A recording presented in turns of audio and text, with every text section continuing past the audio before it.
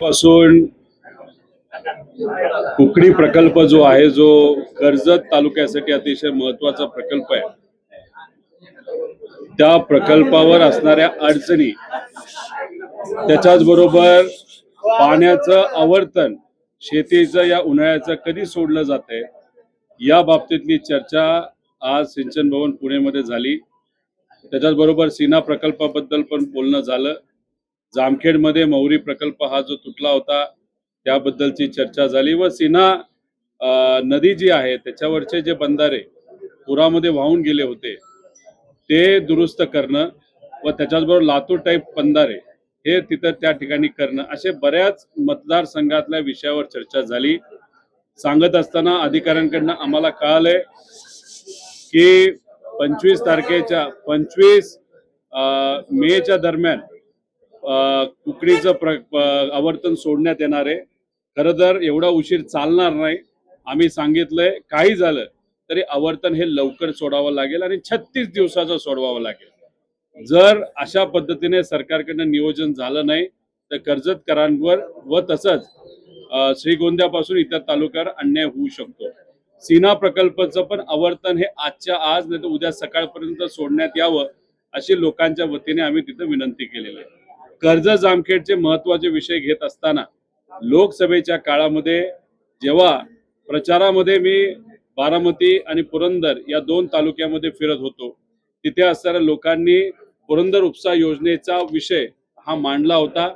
तिथे अजितदादांकडनं काही प्रकल्प पुरंदर उपसा योजनेचे जे मंजूर झाले होते ते प्रगतीपथावर घेण्यात यावे आणि पुढच्या 3 महिन्यामध्ये इलेक्ट्रिकलचं काम हे झालं तर पुरंदर तालुक्यामध्ये आणि बारामतीतले काही गावं जे पुरंदर उपसा योजनेवर येतात त्यांना पूर्णपणे चांगल्या दाबाने पाणी हे मिळू शकतं.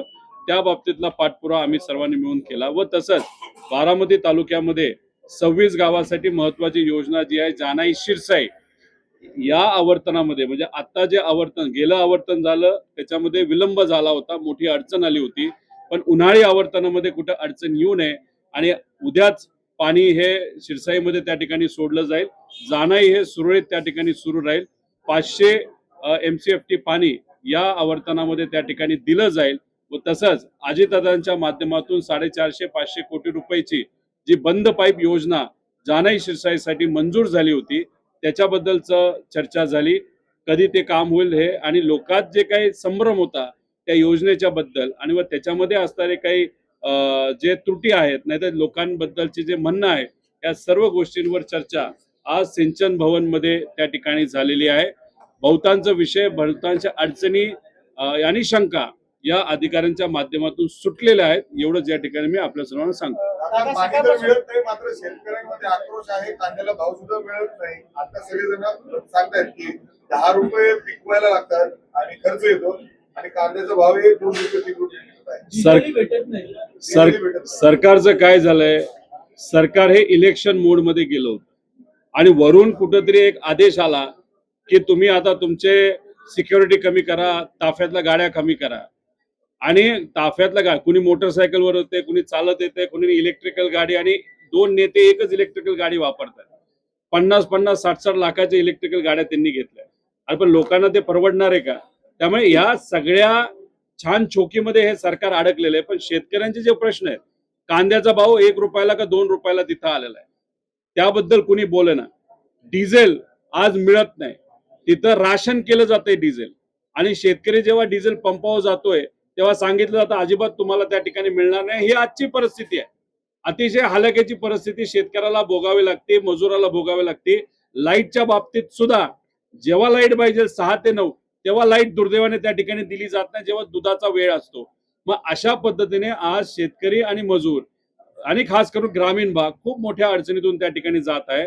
म्हणूनच 18 तारखेला सकाळी 10 वाजता आम्ही नाशिकमध्ये एक खूप मोठं आंदोलन नाही तर त्या ठिकाणी शेतकऱ्यांवर कांद्याच्या बाबतीतली एक चर्चा त्या ठिकाणी ठेवलेली आहे. त्यामुळे जिथं कुठे शेतकरी अडचणी तिथं आम्ही अशा पद्धतीने आम्ही सर्वजण त्या ठिकाणी काम करत आहोत. सकाळपासून एक बातमी जी आहे माध्यमांमध्ये चर्चेली जाते म्हणजे की तुमच्या पक्षाच्या काही मोठ्या नेत्यांची बैठक जी आहे ती एका ठिकाणी पार पडली आणि त्या बैठकीमध्ये 2 राष्ट्रवादी एकत्र येतील का त्याच्यावरती काय चर्चा झाली आहे. सुनील तटकरे शरद पवारांना भेटून गेले, त्यामुळे या चर्चा ज्या आहेत ते मोठ्या प्रमाणात मांडल्या. मला काय वाटतं की हे जे सर्व प्रमुख नेते आज जे भेटले ते अतिशय महत्वाचे मोठे अनुभवी नेते आहेत. 10 जूनला आमच्या पक्षातला तिथं स्थापना दिवस आहे आणि मग त्या अनुषंगाने आपल्याला काय गोष्टी करायच्यात, कसं करायच्यात, काही पदं आपल्याला द्यायचे, त्या बाबतीतली चर्चा ही कदाचित झाली असावी. त्याच्याच बरोबर आज जे काही शेतकरी, कष्टकरी आणि सामान्य लोकांना आणि युवा विद्यार्थी आणि शहरी भागातल्या लोकांना सुद्धा ज्या अडचणी सोसाव्या लागतात, त्या अडचणीवर आता कसं रस्त्यावर उतरायचं, कसं आपण लढायचं, कसा संघर्ष करायचा, याचं नियोजन करण्यासाठी हे सर्व नेते आज भेटले असावेत असं मला तरी त्या ठिकाणी वाटतं. दोन राष्ट्रवादी एकत्र येतील त्या अनुषंगाने काय चर्चा, किंवा तुम्ही सुद्धा पक्षामधले आमदार आहात, नेते आहात, वाटतं का की दोन राष्ट्रवादी जे आहेत ते एकत्र येतील त्या अनुषंगाने चर्चा झाली असते? तर बघा, येतील नाही येतील हे आम्हाला माहित नाही, पण अजितदादा गेल्यानंतर तो प्रश्नच त्या ठिकाणी आता राहिलेला नाही की आम्ही दोन्ही पक्ष त्या ठिकाणी एकत्रित येतील. आम्हाला जे काही मार्गदर्शन मिळालेलं आहे की तिथं जर आपल्याला लढायचं असेल तर आपल्याला सामान्य लोकांसाठी रस्ते येऊन लढावं लागेल आणि जी काही आज सत्ता आहे भाजप त्याच्या विरोधात त्या ठिकाणी लढावं लागेल. त्यामुळे आम्ही जे काही आम्हाला समजलेलं आहे, आता शेवटी नेते जेव्हा निर्णय घेतात तो त्यांचा विषय असतो, पण उद्या जाऊन एकत्रित येण्याची जर वेळ येणार असेल तर ती तेव्हाच येऊ शकते जेव्हा भाजपच्या विरोधात अजितदादांच्या पक्षाला लढण्याची इच्छा असेल, नाही तर धाडस असेल, तेव्हाच हे पक्ष एकत्रित येऊ शकतील. आता चर्चा काय झाली हे आम्हाला माहित नाही आणि धोरणात्मक निर्णय हा आमच्या आमदाराच्या लेवलला घेतला जात नाही, हा प्रमुख नेत्यांच्या लेवलला त्या ठिकाणी घेतला जातो. राज्यमंडळाचा एक निर्णय झालेला आहे, राज्यमंडळाचा एक निर्णय झालेला आहे की राखीव वर्गातले जे आहे ते खुल्या गटामध्ये आता जाता येणार नाही. आम्हाला जे कळालेलं आहे की जेव्हा कॅबिनेटमध्ये ही चर्चा चालू होती तेव्हा तिथं असणारे विविध समाजाचे जे काही प्रमुख नेते आहेत, समजा कुणी आदिवासी समाजाचा आहे, कुणी SC समाजाचा आहे, त्या समाजाचं प्रतिनिधित्व त्या ठिकाणी करतात, काही OBC समाजाचे आहेत, त्या लोकांना या बाबतीत चर्चा करायची होती. म्हणजे काय की काय GR आहे, काय आहे, कसे त्याच्यामध्ये बदल करण्यात आले, पण त्या कॅबिनेटमध्ये त्या प्रमुख नेत्यांना साधं बोलूनही दिलं नाही असं आम्हाला कळलेलं आहे. त्यामुळे GR काय आणि काय होणार आहे हे त्या नेत्यांना सुद्धा म्हणजे मंत्र्यांना सुद्धा दुर्दैवाने त्या ठिकाणी माहित नाही. त्यामुळे आम्हाला सुद्धा या बाबतीतलं अजून स्पष्टीकरण हे आलेलं नाही, हे थोडंसं समजून घ्यावं लागेल. क्रिटिकल आहे, ते समजल्यानंतर नक्कीच आम्ही या बाबतीत बोलू शकतो. फक्त विषय एवढाच आहे, कॅबिनेटमध्ये त्या नेत्यांना बोलून का दिलं नाही गेलं हा मात्र त्या ठिकाणी महत्वाचा प्रश्न आहे. तुम्ही एक व्हिडिओ जो आहे सोशल मीडियावरती शेअर केलेला होता की हातामध्ये कोयते तलवारी घेऊन जे आहे घाटामध्ये तरुण मोठ्या प्रमाणावरती रात्रीच्या वेळेस पाहायला मिळतात. पेट्रोल आणि डिझेलचे जे भाव वाढलेले आहेत 3-3 रुपयाला ते वाढलेले आहेत. आम्हाला जे वाटतं की पुढच्या काही दिवसात अजून ते भाव वाढले जातील. एक सगळ्यात महत्वाची गोष्ट आपण समजून घेतली पाहिजे, पंतप्रधान साहेबांनी आणि CM साहेबांनी आव्हान केलं, आव्हानाचं आम्ही स्वागत करतो, पण एक गोष्ट सगळ्यात महत्वाची काय की जेव्हा काँग्रेसचं मनमोहन सिंग साहेबांचं सरकार होतं तेव्हा 110 प्रति बॅरल असा बॅरलचा तेलाचा रेट होता. तेव्हा या देशामध्ये पेट्रोल आणि डिझेलच्या किमती 60 रुपयावर होत्या. म्हणजे $110 रेट असताना सुद्धा 60 रुपये हे पेट्रोल आणि डिझेल, म्हणजे सामान्य लोकांना झळ बसू नये अशी भूमिका काँग्रेसची आणि त्या मित्रपक्षांची त्यावेळेस होती.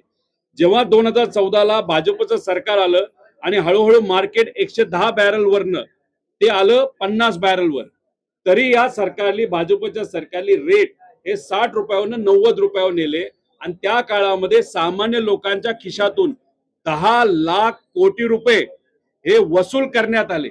आमचं म्हणणं एवढं आहे, आज देश अडचणीत आहे, ते तुमच्या धोरणांमुळे अडचणीत आहे. इराण बरोबर तुम्ही चांगलं रिलेशनशिप ठेवलं नाही, संबंध ठेवले नाहीत म्हणून झळ आपल्याला बसते. पण आज मार्केट किती वर गेलं तर पूर्वी 10 लाख कोटी आमच्याकडनं सामान्य लोकांकडनं वसूल केलेत ना, मग ते पैसे तुम्ही आता वापरून गरीबाला त्या ठिकाणी ताण आणि झळ पोचली नाही पाहिजे असं कुठेतरी आमच्या सगळ्यांची भूमिका आहे. त्यामुळे तुमच्याकडे 100 गाड्या होत्या, 2 गाड्या तुम्ही आणल्या, स्वागत करतो, पण तुम्ही 5-6 गाड्या कमी केल्या म्हणून या देशाचं काय खूप मोठ्या प्रमाणात पैसे वाचणार नाहीत. त्यामुळे आमचं मत आहे, आमच्या सामान्य लोकांना तुम्ही झळ पोचू नये, रेट वाढू नये आणि जे काय पूर्वी आमच्याकडनं 10 लाख कोटी तुम्ही वसूल केलं त्यातून हा पैसा त्या ठिकाणी वापरण्यात आणावा. सुनीलवर टीका केली होती. तुम्ही आता काँग्रेसमध्ये जाणार, तुम्ही त्यांना म्हणता की तुम्ही भाजपत जाणार, तेच उलटं म्हणतात की तुम्हीच काँग्रेसमध्ये जाणार. सुनील शेळके असं म्हणतात की तुम्हाला तुम्ही काँग्रेसमध्ये जाणार आहे आणि बारामतीमध्ये तुम्हाला निवडणूक लढवायची आहे आणि तुम्हीच पोटनिवडणुकीमध्ये काँग्रेसचा उमेदवार उभा केला.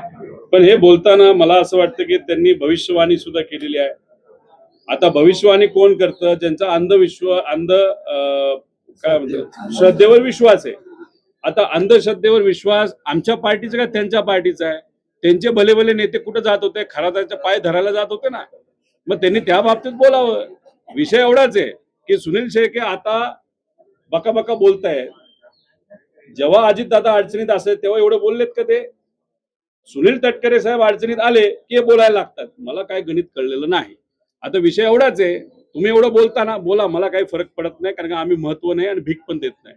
मला एवढंच त्यांना विचार, तुम्ही सत्तेत आहात, तुम्ही सत्तेत असून अजितदादांच्या बाबतीत अजितदादांना न्याय देण्यासाठी FIR साठी काय प्रयत्न केले?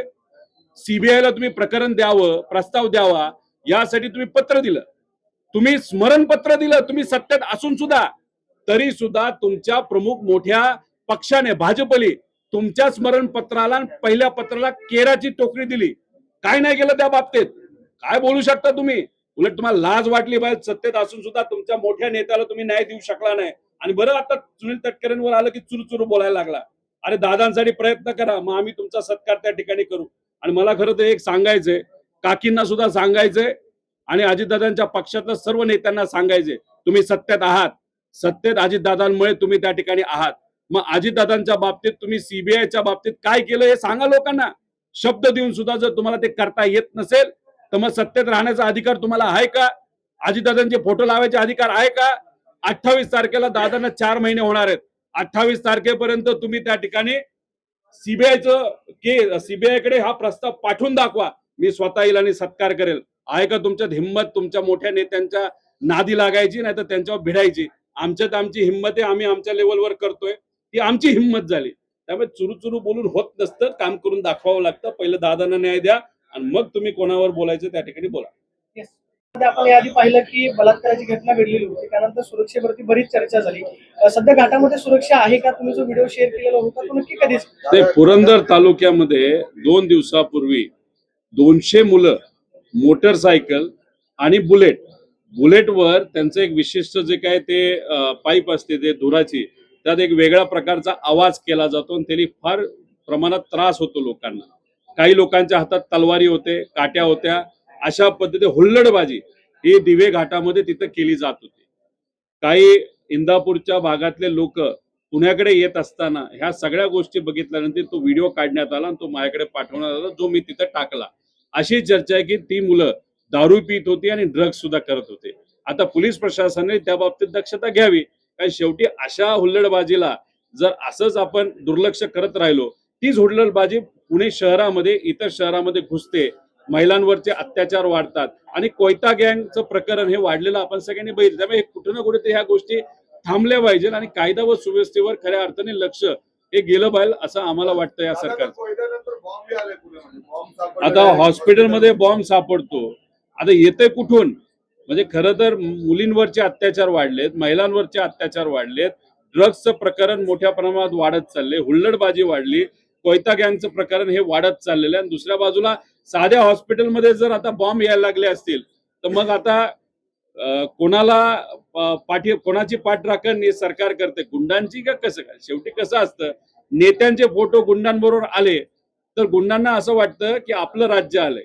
आता ह्याच्यात आमचे विरोधक राम शिंदे सर याच्या आधी वेगळ्या गुंडाबरोबर दिसत होते, त्याला पासपोर्ट देण्यात त्यांचं सहकार्य होतं नव्हतं हे त्यांना माहिती. पण आता इंदोरला जाऊन वेगळ्या गुंडाबरोबर त्या ठिकाणी ते फोटो काढतात. हे फोटो जेव्हा सोशल मीडियावर येतात तेव्हा सामान्य लोकांना वाटतं अरे आपलं काही इथं चालणार नाही, कारण ही लोक आता गुंडांबरोबर दिसायला लागलेत मोठ्या लेवलचे. त्यामुळे ह्याच्यात गुंडांना ताकद प्रत्यक्षपणे दिली जाते असं आमचं मत आहे. दादा, वन विज्ञान केंद्र आहे आंबेवाडी रस्त्यावर, त्या ठिकाणी 1000 जी झाडं आहेत जुनी झाडं तोडण्यात आलेली आहे. सरकारी जागा आहे, नवीन झाडं लावण्यात येतील असं सांगितलं जात आहे.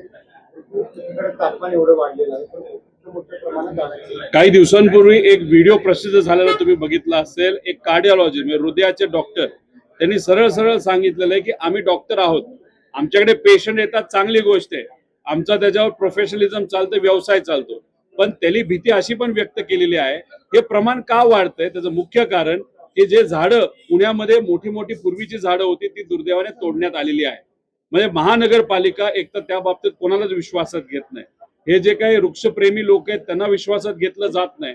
आणि हा जो विकासाच्या कामाच्या अंतर्गत झाडं तोडली जातात त्यामुळे प्रदूषण मोठ्या प्रमाणात वाढत चाललेलं आहे. आणि ह्या सगळ्या गोष्टींमध्ये रॅकेट सुद्धा आहे, भ्रष्टाचार मोठ्या प्रमाणात आहे. त्यामुळे ही जे 1000 झाडं तोडली याच्या मागे लोकांना विश्वासात घेतलं गेलं होतं का? ही तोडून कुठं लावली, दुसरी झाडं कुठं आणण्यात आली, हे कुठेतरी महानगरपालिकेला सांगणं पण महत्वाचं आहे, जे दुर्दैवाने सांगितलं जात नाही. पारदर्शकता आज या महानगरपालिकेमध्ये पुण्यामध्ये आपल्याला दिसत नाही, हे दुर्दैवी गोष्ट आहे. दादा, तुम्ही म्हणले की 22 आमदारांचा विषय जो भाजपमध्ये जाणार आहे, मात्र काल शरद पवारांनी पत्रकार परिषदेमध्ये सांगितलं की मला माहित नाही, असं काही वाटत नाही मला. रोहित पवारांना काय माहिती आहे ते मला माहित नाही, पण असं काही वाटत नाही सध्या तरी. तुमच्यामध्ये नाही, शेवटी पवार साहेब मोठे नेते आहेत.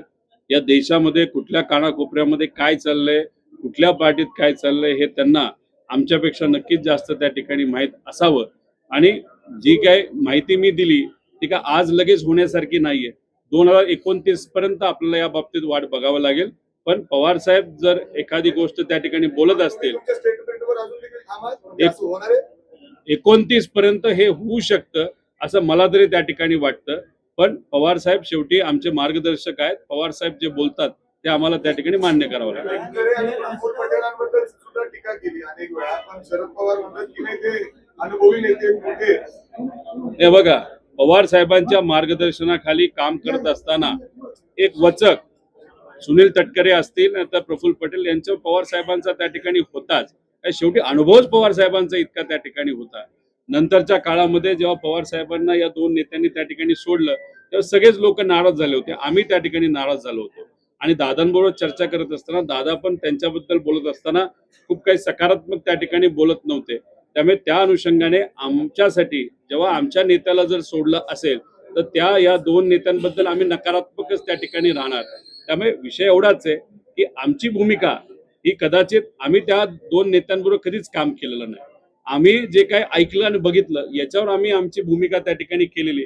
आणि ती भूमिका काही लगेच माझी व्यक्तिगत पार्टी म्हणून नाही, पण तुम्ही मला जर विचारलात की उद्या जाऊन सगळंच चांगलं होणार आहे का, त्या लोकांबद्दल माझी भूमिका जी आज आहे तशीच त्या ठिकाणी कायम राहील. पण ज्या लोकांनी त्यांच्याबरोबर काम केलंय, काम करण्याची पद्धत बघितली, नक्कीच त्यांना त्याबद्दल एक वेगळं अनुभव असल्यामुळे वेगळी त्यांची भूमिका त्या ठिकाणी असू शकते.